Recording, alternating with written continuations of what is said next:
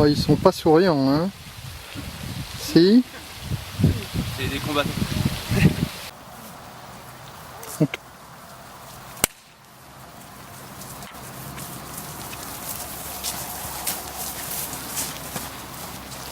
Eh, je sais pas.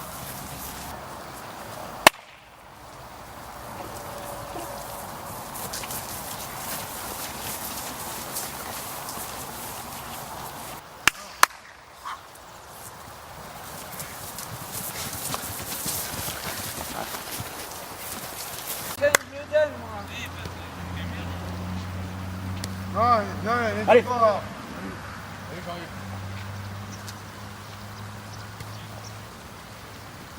Allez Mickaël, tu te redonnes à Michel. Voilà, et ça repart.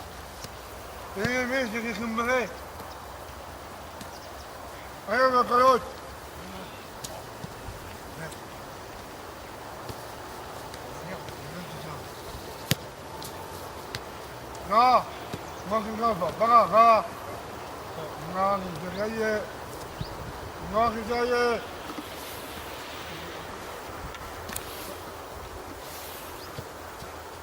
No, va. No.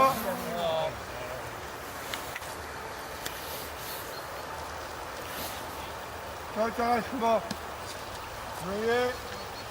Non, qu'est-ce que tu fais, lui? Et je pue. Eh, Et tu veux qu'on t'organise moi, c'est pas là. Moi, c'est pas là.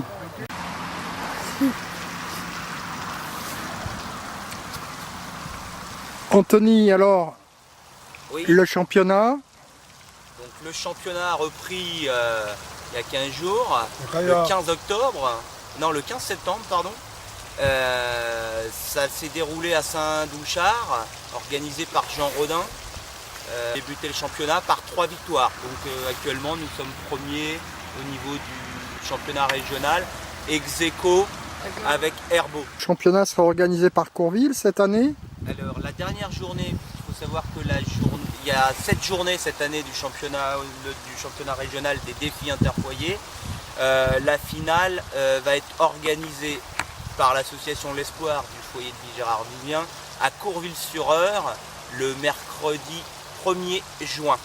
Donc nous recevrons toutes les équipes et le championnat se terminera par un repas dansant à la salle Panard. Donc une très grosse organisation à venir. Ça sera de gros moyens financiers qu'il faudra. Il faudra de gros moyens financiers que nous allons essayer justement de chercher des sponsors pouvant nous aider à organiser cette journée. Et beaucoup de choses internes créées par les autres éducateurs des ateliers, des activités qui vont se charger un petit peu de tout ce qui est décoration et essayer de rechercher aussi de leur côté. Chacun va mettre la main à la pâte.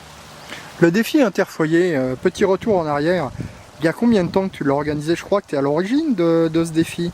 Alors j'ai créé le championnat, maintenant ça va faire 9 ans, il a été créé.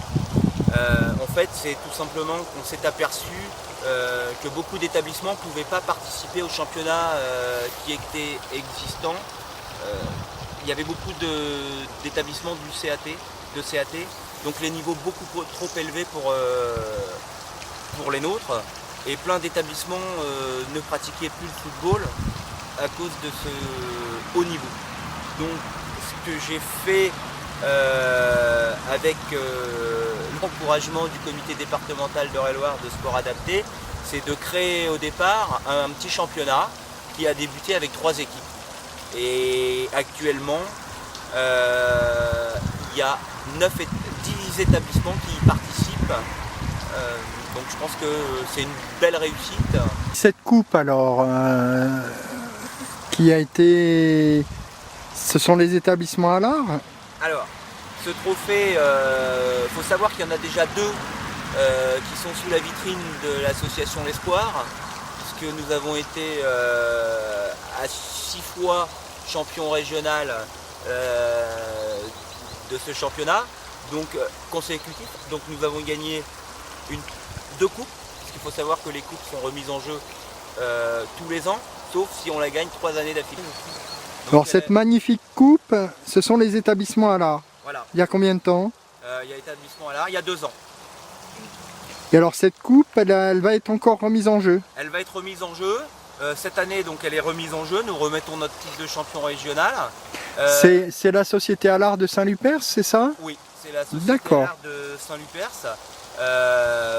Écoute, Monsieur Bia Samuel, Voilà. qui nous a généreusement offert ce trophée. D'accord. Et il y a d'autres sponsors courvillois? Il y a beaucoup de sponsors. Oui.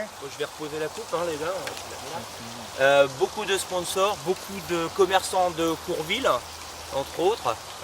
Un de nos plus grands sponsors, on peut le voir sur les maillots, l'entreprise Finco. C'est chaque commerçant individuellement nous aide. Alors en général, c'est soit par un don, soit par une aide qui peut être au niveau du matériel. Nous avons un grand partenariat par exemple avec la mairie de Courville qui nous prête toutes ces infrastructures pour pouvoir organiser dans les meilleures conditions cette journée. Par exemple, les services techniques de la commune? De la commune qui nous mettent, tout en œuvre pour que le terrain et la salle soient... Ça se passe où? Au Stade Jourdain? Au Stade Jourdain. Donc, tout en bas donc? Tout en bas, voilà. D'accord. Donc au Stade Jourdain et ensuite ça se passe à la salle Panard pour la soirée dansante. D'accord. Donc, je crois qu'on a vraiment au niveau... Très gros appui. Voilà, un très gros appui. Et quels seraient les besoins en matériel que les sponsors pourraient apporter pour ce prochain championnat? Toujours à la recherche de survêtements, puisqu'il faut savoir que nous ne sommes pas que l'association L'Espoir, ce n'est pas qu'une équipe de foot. L'association L'Espoir, c'est avant tout une association multisport de la Fédération française de sport adapté. Et nous avons donc aussi des gens qui participent au championnat d'athlétisme. D'ailleurs, nous avons une championne de France d'athlétisme 2010, Carole Youssfen. Elle est championne de Vortex, je crois, c'est ça, non? Voilà, c'est comme un lancer de poids, sauf que ça s'appelle le Vortex. Donc il faut savoir que nous avons aussi des besoins. Alors, je continue dans nos activités sportives. Nous avons de la pétanque. Là, le prochain week-end, 2 résidents vont assister au championnat régional, départemental, pardon, de pétanque. Celle-ci est qualificative pour les championnats régionaux. Pour le régional qui aura lieu à Tours. Nous avons aussi des activités motrices. D'ailleurs, nous allons avoir une journée le mardi 19 octobre. Le mardi 19 octobre, une journée d'activité motrice départementale dans la salle de Fontaine-l'Aiguillon. Nous avons aussi des randonneurs, des groupes de randonnée qui vont participer à des manifestations de randonnée extérieure ou aussi liées à la fédération. Tout un programme, c'est très important. Oui, c'est très important et donc en fait, effectivement, on a toujours besoin de survêtements, de maillots, de t-shirts, de chaussures. Non, les chaussures, chacun se... Les protèges tibia, tout ça, non? Oui, voilà, non, en fait, bon là c'est pour le foot, mais on peut avoir aussi, là je suis à la recherche d'un sponsor pour équiper l'équipe d'athlétisme en survêtement. Je peux pas toujours demander à Monsieur Finco, que je remercie beaucoup d'ailleurs. Oui, parce qu'il ne faut pas que les joueurs se refroidissent. Oui, quand ils sont échauffés, il faut vraiment qu'ils aient le... Comme il faut passer, quand ils sont en train de s'échauffer, on s'échauffe avec surtout au championnat de France, où c'est très important, on s'échauffe et ensuite on requitte pour faire sa course et ensuite on remet son... Bien sûr, il ne faut pas prendre froid, ouais. Et garder les bénéfices de l'échauffement. Voilà. D'accord. Merci Anthony Luxero. Je vous en prie, c'est moi qui... Merci messieurs.